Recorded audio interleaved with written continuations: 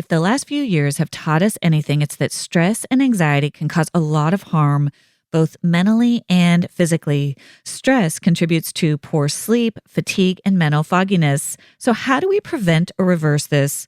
Well, Organifi Harmony was created to support women specifically. Harmony combines 12 superfood ingredients into a delicious cacao and chocolate-flavored superfood blend that not only helps PMS symptoms like bloating, fatigue, and mood swings, but also promotes better balanced hormones every day for improved women's health. You can pair Harmony with Organifi green juice in the morning, which helps aid in healthier responses to stress, and this creates the perfect 1-2 punch against PMS.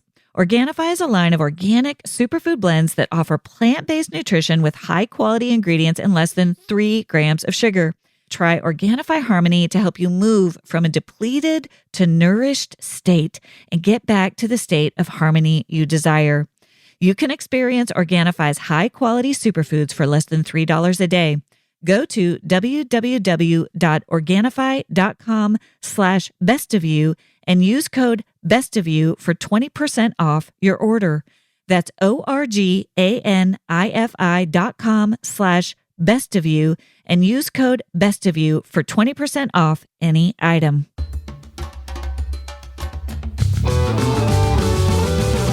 Hey everyone, I'm Dr. Alison, and I'm so glad you're here to discover what brings out the best of you. This podcast is all about breaking free from painful patterns, mending the past, and discovering our true selves in God. I can't wait to get started as we learn together how to become the best version of who we are with God's help. Hey everyone, and welcome back to this week's episode of the Best of You podcast, where we are wrapping up this series on how to detox mentally, emotionally, and spiritually. And today we're going to talk about detoxing from unhealthy relational dependencies.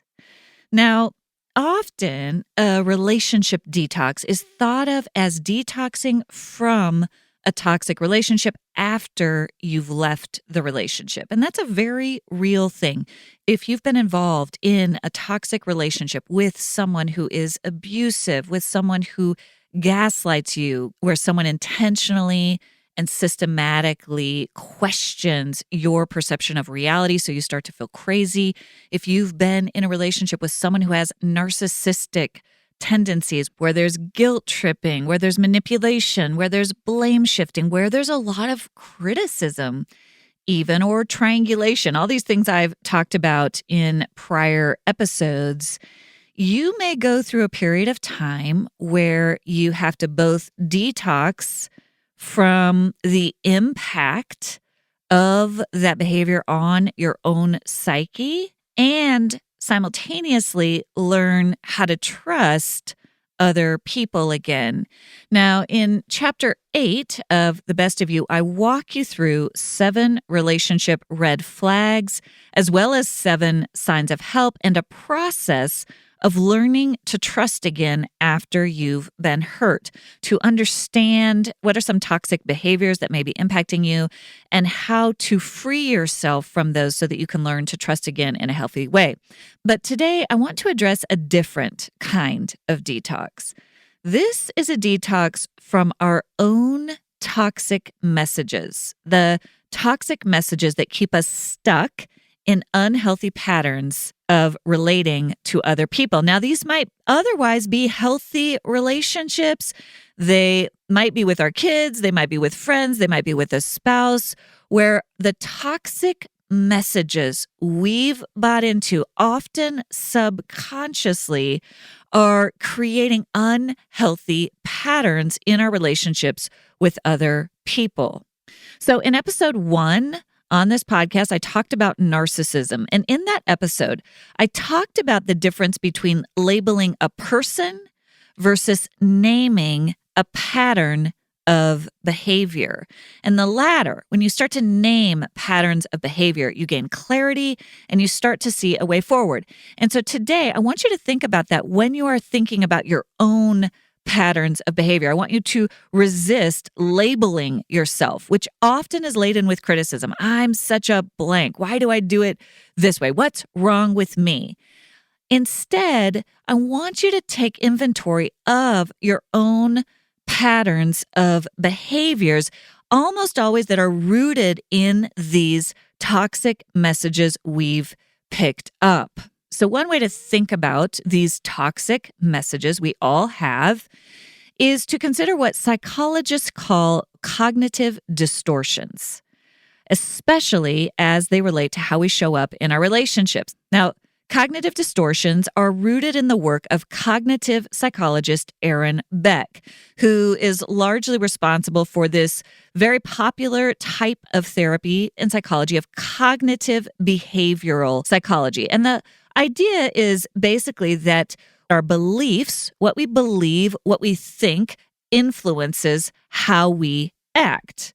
And so in order to change our behaviors, we have to get to the root of the message or the thought or the belief that is driving those behaviors.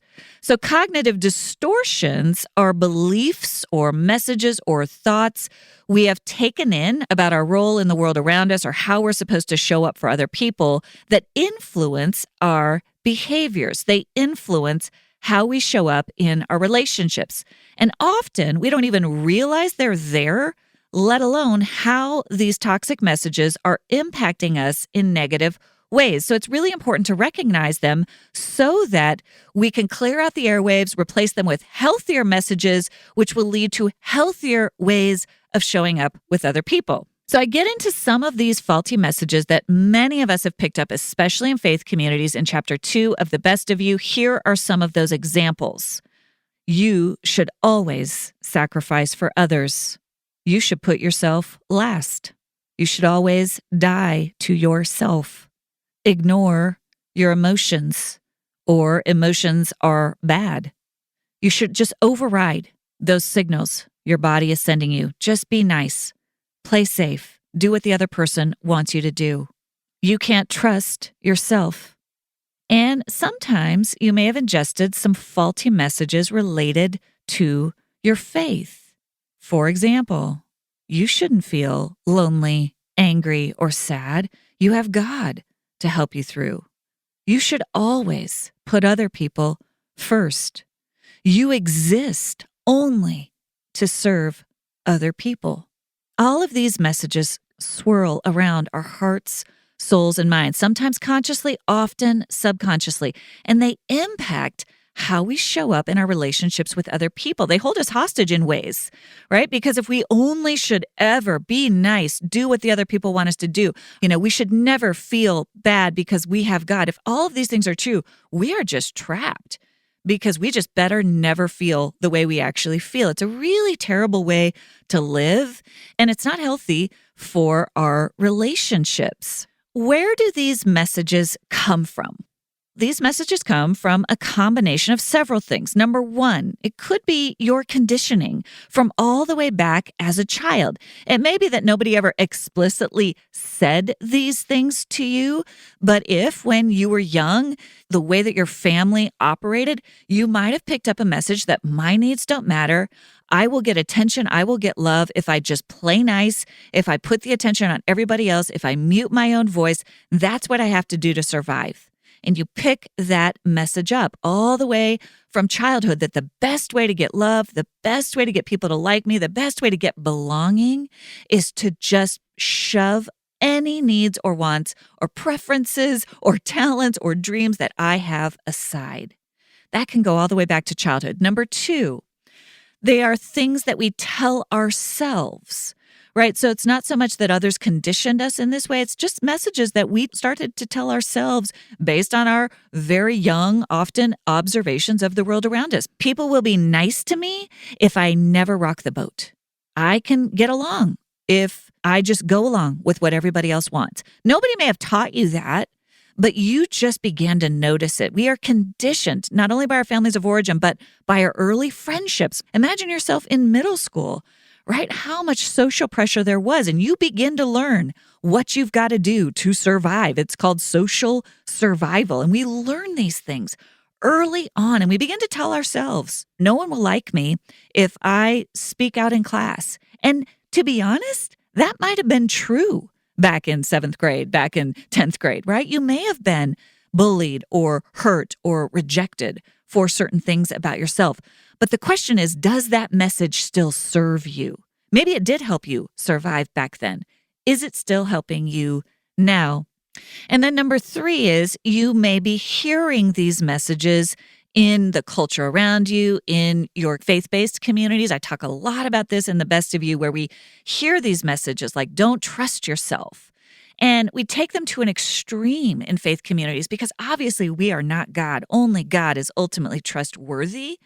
And also, we do have to learn how to trust ourselves to some degree, because how in the world can you begin to trust another human if you don't first learn how to trust the cues that your own body is sending you about what safety is, about what your legitimate needs are, about what health is, right? So we hear some of these messages in the culture around us, in our faith communities, and we pick them up and we double down on them in unhealthy ways.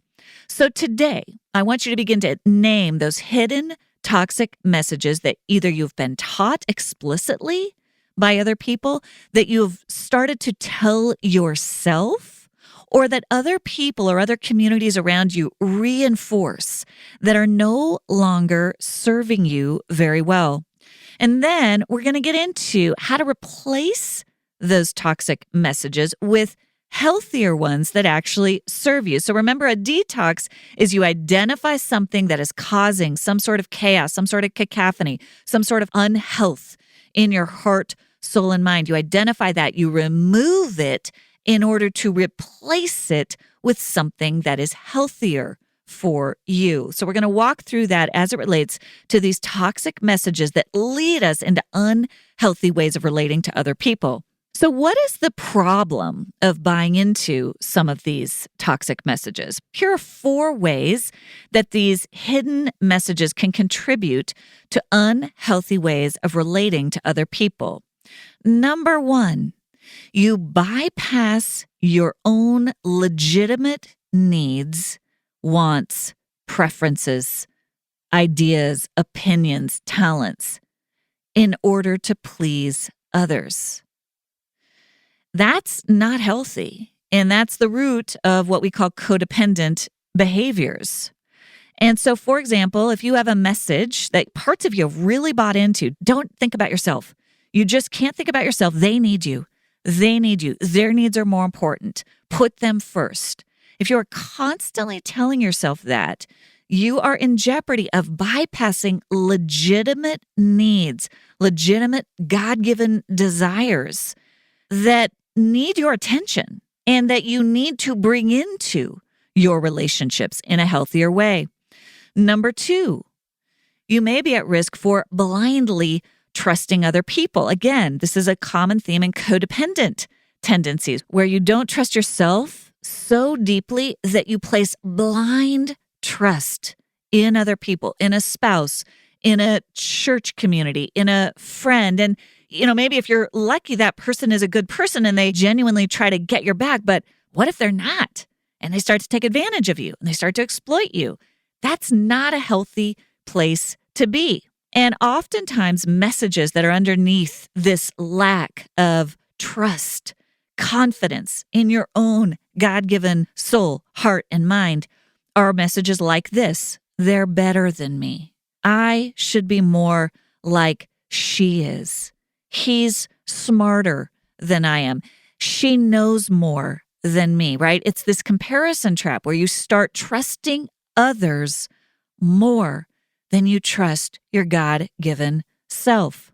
Number 3 is criticism, where you become overly critical of yourself. You beat yourself up, which can lead to an overly negative view toward others, a judgmental view towards others, or even projection onto others, which is when you start to see negative qualities in others that aren't actually about them. They're more about you, right? And so criticism is almost the opposite. It still comes from that root of not trusting yourself, but often you're overcompensating by inflating your own habits, your own ways by saying, I'm better than they are. I'm doing this better. They should be able to handle things like I do. I don't let my emotions get the best of me. What's wrong with them? They're weak. There's this sort of inflated sense of yourself that is actually toxic, right? Because you're not actually seeing that other person as they need to be seen. And it's rooted in a way you are also not seeing yourself with compassion. Typically, people who are super critical, super judgmental of others are just as equally judgmental and critical of themselves. And number 4 is numbing. When we numb out our genuine needs, genuine longings, genuine feelings of sadness or pain, we can start to get into these unhealthy balances in our relationship. And in fact, it can almost lead to this sort of entitlement thinking. Now, bear with me on this, right? It might go something like this. I do so much for others that I'm entitled to this bag of cookies, right? I do so much for everybody around me that I'm entitled to numb out in this way, right? It's almost this way of rationalizing our own unhealthy ways of coping because after all, we are doing so much for other people when in fact, a truer, healthier message might be, I wonder if I need to scale back on all of that helping so that I can take better care of myself and get myself the real nourishment my heart, soul, and mind needs. Okay? So these are 4 ways that these unhealthy, toxic messages can contribute to some of these unhealthy relationship patterns, right? They're a way we've learned to stick with the status quo. I can't disappoint anybody else. I can't inconvenience anybody else. I've got to show up perfectly. Therefore, this thing that I do over here is okay. That's how I justify it. Right? I can't trust myself. Other people are better than me. I've got to do it the way other people are telling me to do it. I've got to trust them. So this thing that I think over here, I've just got to abandon it because I'm not as smart as other people. I can't trust myself. Right? We all have to pay attention to these messages that are at the root of so many of the ways we show up with other people. Now, listen, as humans, even the best of us, even people who've done a lot of work on themselves over many years, right? We all tend toward entropy. We move toward the path of least resistance. And so often, the path of least resistance, it's where those neural pathways were blazed when we were children, right? We've learned these things deep in our hearts, souls, and mind. It's hard to change not only the messages, but the ways that they impact how we relate to others. So there's no shame in this, right? There's no shame in this. We've come by these ways of engaging for very good reason. And we can also change. The neuroscience is amazing on this, that we can actually change these pathways in our brains. We can start to shift the ways we think, which shifts the way we show up, which shifts our relationships toward health. I think sometimes about King David from the Bible. This is a man who loved God deeply, a man after God's own heart. He did amazing things, and yet somehow, over a period of time, a toxic way of thinking crept in to his heart, soul, and mind. And we see the evidence of that when he acted on that impulse to be with another man's wife. We read that story as if, what happened there? Was it just suddenly he did this terrible thing? I'm guessing no. I don't think that's the way the human psyche works. Likely, that impulse in that moment was preceded by a slow descent into toxic thinking that may have gone all the way back to David's childhood, feeling less than, feeling inferior, old survival skills that he had as a boy that crept in, even as a man who's a successful leader of many people is still vulnerable to some of these toxic ways of thinking. And I imagine that David may have felt some of the things we're describing here. I work so hard. I deserve this. A little bit of entitlement might have crept in. It's not that bad. I'm a good person. I'm saving a lot of people's lives. I can do this one thing. I don't know, but I'm guessing that was something of what was at the root of what was starting to get toxic in David's heart, mind, and soul. And suddenly, he found himself engaging in a really toxic relationship pattern with not only this woman, but then her husband, and it goes on. He started lying. All these things started happening until he got called up short and had to change. The signs of this kind of toxic thinking are likely not as obvious in your life, though they could be, right?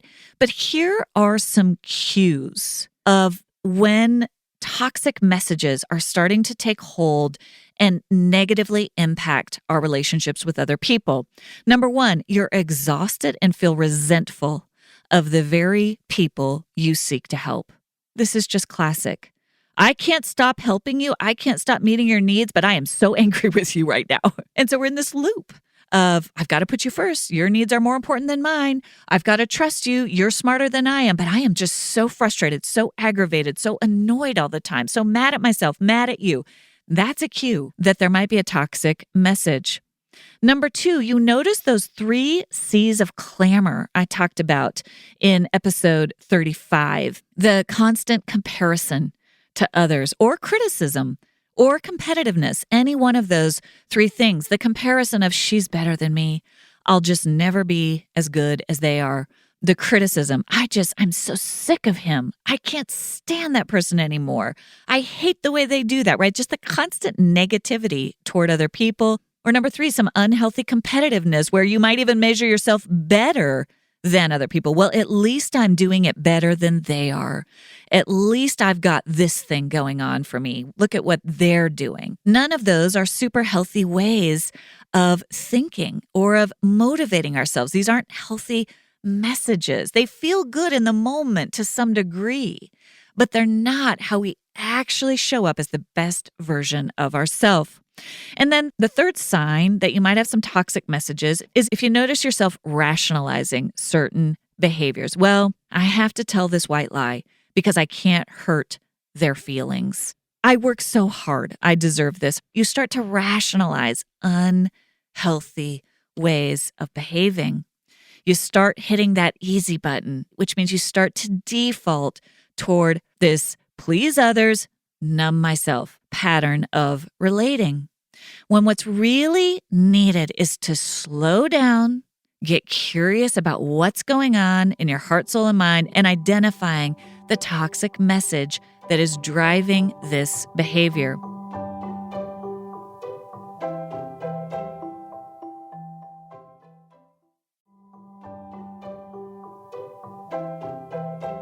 So in order to change these toxic messages that are at the root of so many of our unhealthy relationship patterns, we have to get curious. We have to identify what is that message I've bought into and practice replacing it with a healthier message. So as we detox from these, it's a process. This doesn't just happen with a magic zap of the wand. And that's what I want you to understand about this whole series.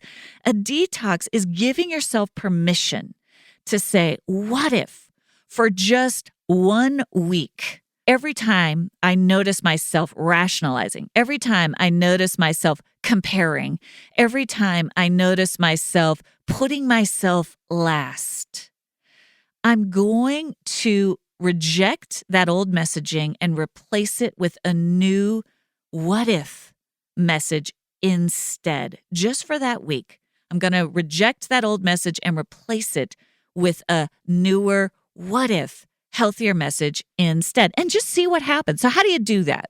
Well, number 1, you use that name it, frame it, tame it roadmap I walked you through in episode 36. It's in the last half of episode 36 where I walk you through it. But in this instance, number 1, you're going to name the toxic message. Now listen, there's probably many, but I want you to name the one that really resonates with your heart, soul, and mind. Listen with the eyes of your heart, right? That's what I think is at the root of a lot of this. For example, are you telling yourself, your emotions are bad? What is wrong with you? You should just work harder. You can never let anybody down. You cannot trust yourself. You're going to mess everything up. These might be some of the messages you name. So just name it and try to get clear about what is that message that drives you. And then you're going to frame it. Why do you tell yourself this? What is the purpose? What is the role of this way of seeing yourself? Maybe you tell yourself this because parts of you think it's true. And therefore, you need to kind of really question that. Is this true? Is it okay to disappoint other people? The answer is yes. Yes, it is. Does working harder always yield the best results? What if there is a time to scale back, to slow down? What if my emotions need my attention, right? So the why question is really without shame, just questioning it. Why do I think this? Is it true? Should I think this? Is there another way to think about it? And then how does it impact me? When I'm constantly telling myself that my emotions don't matter, that my needs don't matter, that I can't trust myself, I just kind of end up feeling worse. I feel more resentful, more defeated, more helpless. How is this getting the best of you? How is it not serving you? Is it a problem in your relationship with your spouse?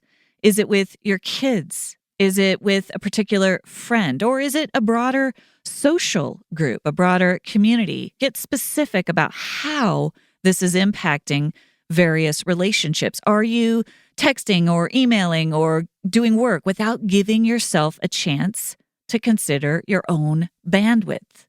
Are you doing extra chores around the house because you're afraid to ask your kids to help out? Is it related to work responsibilities? I should be doing more. I've got to keep up. What are you telling yourself? Is it messages from the pulpit where you feel guilty, like you should be doing more? So get specific about how this is impacting you. And then lastly, what alternative message is available to you? This is where you begin to reframe that message. Here are some examples. You should always sacrifice for others. You should always put yourself last, right? That message becomes, what if prioritizing my own health will help me show up in healthier ways with others? What if? Just phrase it as a what if. You don't have to convince yourself of it yet. Number 2, just ignore those emotions. They're bad. They don't mean anything. Just be happy, right? What if that message becomes, what if my emotions, even sadness, even loneliness, even anger, are cues that a part of my own soul needs my care and attention? Number 3, if you're someone who's constantly telling yourself you can't let anybody down, you can never disappoint others, work harder, get the job done, what if my exhaustion is a cue that I need to pay attention to? And actually, if I begin to pay attention to the health of my body, I might even be able to produce better quality work. What if they are disappointed? Does that mean I've done something wrong? What if it doesn't?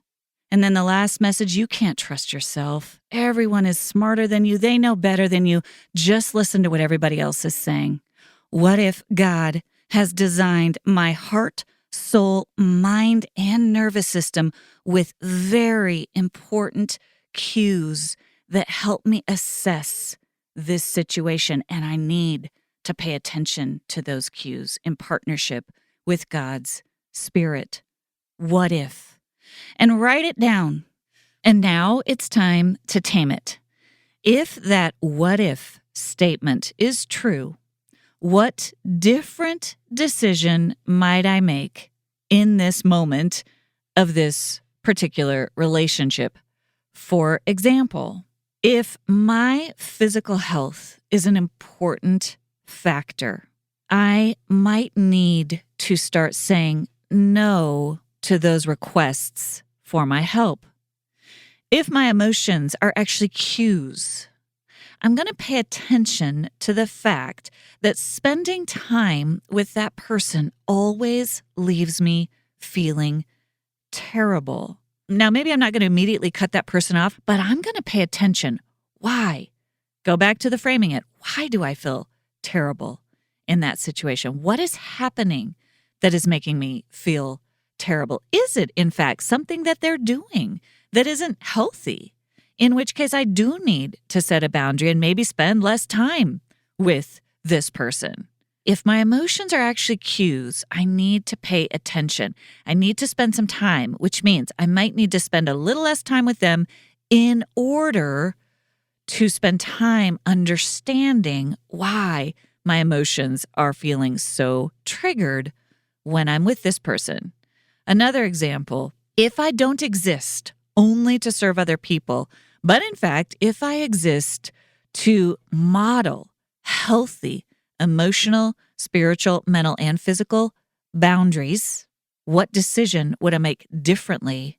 If my job is to model health in each of these categories, how does that shift how I show up with my family, with my kids, maybe even with a spouse? So I want to just close this episode with some questions that you asked that will apply this to some specific situations. I loved this question. Erica wrote in, as a recovering people pleaser and as someone walking through healing my own trauma, I struggled to figure out how much I have to give my friends and family. Until recently, I've been all too comfortable abandoning my own problems, feelings, and well-being to put the attention on others who are hurting. I don't want to undergive or reject my friends when they need help, but I am afraid of diving in because I have overgiven in the past so consistently. I can't see how I can be consistently present to hear their stories when I'm sorting through so much myself. How can I contribute to others thriving while affording myself that same compassionate attention? I love this question, right? Because it gets at the fears so many of us have when we're recovering, when we're detoxing, right? It's like, I know I've overgiven. I've given too much of myself and I've lost myself. But that's the only way I know. And so the only thing I know is this other extreme, which is not to give anything, right? Because if I'm really going to be compassionate with myself, I'm terrified I'm going to slip back into that toxic pattern of just completely going all in with the other person and not ensuring that I'm creating space for myself. This is so normal. It's such a normal part of recovery. How do I show up in two-way relationships, right? I know how to show up for others. I'm learning how to show up for myself. How do I do both? How do I both show up for others and also ensure that I'm keeping some of my energy for myself? This is a great question. If you're going through something and if you're learning how to bring a little more of what you're experiencing into your friendships and you're learning how to honestly sometimes not be as available to other people, that's really hard. So the first thing you can do, especially if they're good friends, especially if trust has been established, there's safety there and you know it, is just name it. Name what's going on. We are all in this friend group, we're all going through a lot. I wonder if before we dive in to sharing about what we're going through, could we talk about how to best support each other? So you just name it. You name that there's been a shift, that you're each going through something, and that in order to honor the friendship and honor both people's capacity, you might need to shift how you show up with each other. You might say something like, listen, we both got reduced capacity because we're both going through a lot. Let's make sure we're supporting each other in the right way. Let's just trust each other enough that if I need support and I come to you and say, hey, I'm going through this hard thing, I need to process it with you. Do you have capacity? That you get free rein to say, I actually don't have capacity today. Could we check in next week or tomorrow? And I'll do the same for you. If you're going through, you're in it, you're in a really bad place, you'll say, do you have capacity that I get a free pass to say, I actually don't today because I'm in a hard place too. And we're going to honor each other in that way. So that's one thing you can do. If really trusting good friends, you can just name it and talk about how to support each other, including how to honor each other if you each don't have the capacity. And this is a beautiful thing. I've done this in friendships myself. And when you really both take each other up on it, it's like, I actually can't right now. Let's circle back tomorrow, or let's circle back in a couple of days. Now, this gets into what I call the Rolodex approach. When you are going through a lot, you do need more than one person. You need 2, 3, 4 people to go to so that you aren't burning out any one person. One of those people might be a therapist that you have a regular meeting with. One of those people might be a spiritual director, a pastor, someone you meet with regularly. But you can even say to your friends, listen, I am going through a lot right now. And so I've beefed up my support a little bit. I'd love to be able to ask you, hey, do you have capacity today to listen to me? If you say no, I want you to know it's okay because I have other people to whom I can turn. And then you want to model this so that your friends also, when they're going through something, that you feel safe enough to say, hey, I can't be that person for you today. Who else do you have? So the real key here is that you are naming something that has to shift in the friendship. And that in and of itself requires a lot of courage. It requires a lot of self-awareness. It requires vulnerability, but it's a different kind of vulnerability than what most of us are used to. It's not the vulnerability of, I'm going to spill my guts. It's the vulnerability of, I want to be here for you as you go through this. And in order to do that, I'm going to have to pace myself because I'm also going through a lot. So let's talk together about how to pace that with each other. So that might be, again, just asking. It might be saying, let's plan to meet every week and let's take turns. Let's put the timer on and you share for half an hour, then I share for half an hour. And we're not going to try to fix each other, but we're just going to listen to each other. Or conversely, you might agree because we are both in it, the best way that we can love each other is to actually not be each other's go-to person. We'll each rely on our therapist. We'll each rely on other groups.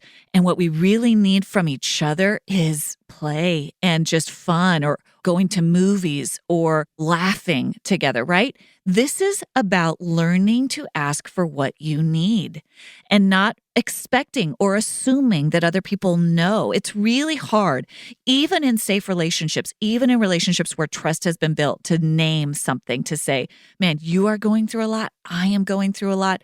What's the best way we can support each other for the long haul? Because the last thing we want to do is burn each other out and get frustrated with each other. How can we honor ourselves? Now, it can be hard to have these conversations, but when you are able to have this kind of conversation with a friend, you actually end up building a deeper trust and a better foundation for the friendship to survive the long haul, because this happens in friendships. We go through seasons where we need different things from our friends. And so being able to talk about that actually allows you to keep the friendship intact. Okay, the last question for today's episode is from Jessie, and I love this question. I think about this a lot, and I get asked this a lot. Jessie wrote, I have been thinking a lot about spiritual bypassing, and I'm getting confused about how to know when it's comforting and okay to accept some of the comforting things about Jesus versus when you are using it as numbing and spiritual bypassing. I was hoping for some clarification on this. Thanks for all you do and starting the Google Forms idea. I think it is so cool. Thank you, Jessie, and thanks for writing in. Thanks to all of you who wrote in. Bypassing, I talk about it in chapter 2 and many chapters of The Best of You, but it's when we give ourselves these positive feel-good platitudes, or sometimes other people give them to us, instead of really dealing with the pain that's underneath. So it's a great question because certainly what you're alluding to is we can turn to spiritual platitudes as a form of false comfort instead of actually going to God with what's really hurting us or what's really bothering us. And so it can become a form of numbing in a way. And that's a really tricky needle to thread. I should probably do a whole episode on that, and I probably will because it's such a great question. But just for now, what I want to say is this. Listen, we all need comfort, and God is a comfort to us. John 14, the Holy Spirit, another name for the Spirit that Jesus promised, is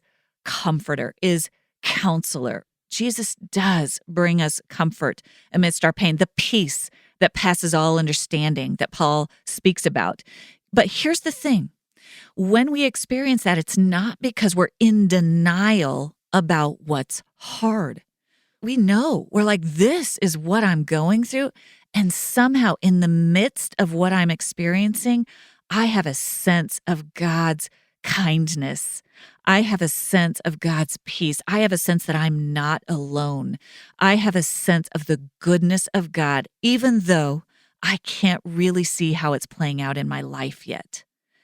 That's what we mean by spiritual fruit, which is the opposite of spiritual bypassing. Spiritual fruit is recognizing the fruit of God's Spirit from Galatians 5:22, the love, the joy, the peace, the kindness, the patience, the gentleness with ourselves and from God, even as we are simultaneously aware of what's hard. And so this is what I would leave you with today as you consider detoxing from any of these toxic messages you might tell yourself that lead to unhealthy dependencies on others or even unhealthy spiritual dependencies, which I do touch on in chapter 10 of The Best of You if you want to go deeper on that topic for now. And that is, two things can be true. I am terrified that I'm going to disappoint someone, and I can no longer betray my own health. Something has to change. I am hurting, and this is hard, and I know God loves me, and God has nothing but good for me. Those two things can both be true. I am terrified that I cannot trust myself to both show up for other people and stay present to my own needs. And I am going to be patient with myself and kind to myself as I take small, brave steps to learn how. Thank you for joining me for this episode of The Best of You. Be sure to check out the show notes for any resources and links mentioned in the show. You can find those on my website at dralisoncook.com. That's Alison with one L, cook.com. Before you forget, I hope you'll follow the show now so that you don't miss an episode. And I'd love it if you'd go ahead and leave a review. It helps so much to get the word out. I look forward to seeing you back here next Thursday. And remember, as you become the best of who you are, you honor God, you heal others, and you stay true to your God-given self.